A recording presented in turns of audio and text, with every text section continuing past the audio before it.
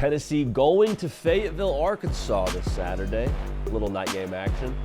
I think this might be one of the most intriguing tests for Tennessee. Maybe not the most difficult test, but I do think it's a different test than we've seen to this point in the year for the Vols. So why is that? Because you look at Arkansas, you're like, it's not a more difficult defense to play against than Oklahoma. No, you're right, but we'll talk about that together right now. Make sure you are subscribed to the On3 YouTube channel. Tennessee Faithful have had a lot of y'all get dialed in and subscribe to this channel, subscribe to the show. We appreciate you for that. If you haven't yet dialed in and subscribed, we'd love to have you here. We appreciate you for that. So like I said, it's not the opponent, but it's the spot for me right now. Because if you think about it, if you're Tennessee, they've had a whole week since the Oklahoma game and had some carnage happen across the SEC and see the Tennessee brand continue to get praise and hype, and everyone's patting Tennessee on the back, telling them they're a playoff team. That's been a whole week of that. As Nick Saban would say, a whole week of rat poison. And so now after you've had all that rat poison, you go into a game where you're on the road, you're favored by 2 touchdowns. Arkansas limping into this one after a loss to Texas A&M, a game in which they had the ball driving or trying to put a drive together, I suppose, to go out and win that football game. Like everyone's looking at Arkansas and saying, oh, okay, don't worry about Arkansas. Dynamic quarterback in Taylor Green, who quite frankly, the thing with dynamic quarterbacks for me, they're game plan breakers. Like you might have the exact right defense dialed up for Taylor Green on any given play, but when you try to get home and he makes a play, steps up in the pocket, new play.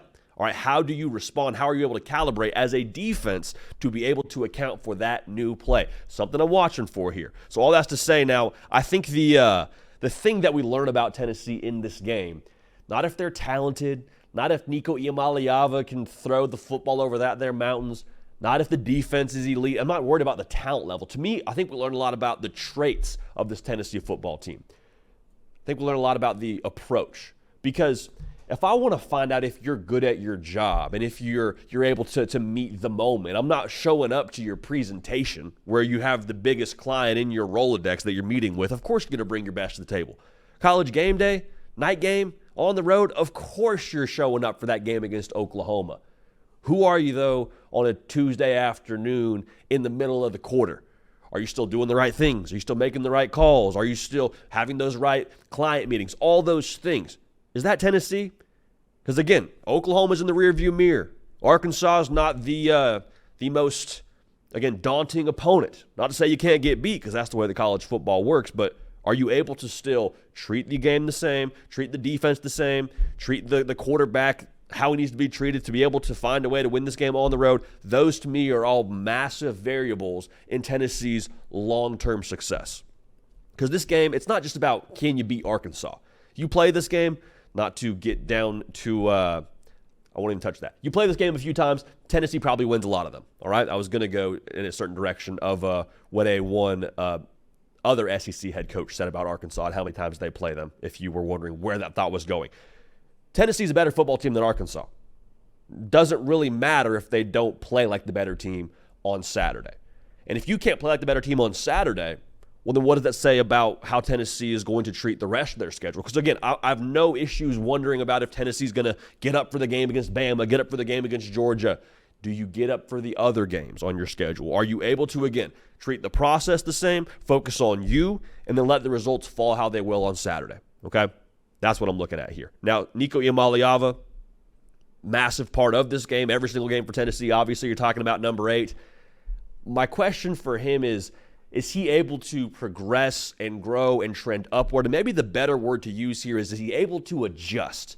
Because in that game against Oklahoma, yes, Tennessee won the football game and scored 25 points. Nico did some really good things, but I think kind of in the wash of all of that, we forget there were 2 turnovers there by number 8 that could have been pretty costly had the Tennessee defense not bowed up and just been them on that day.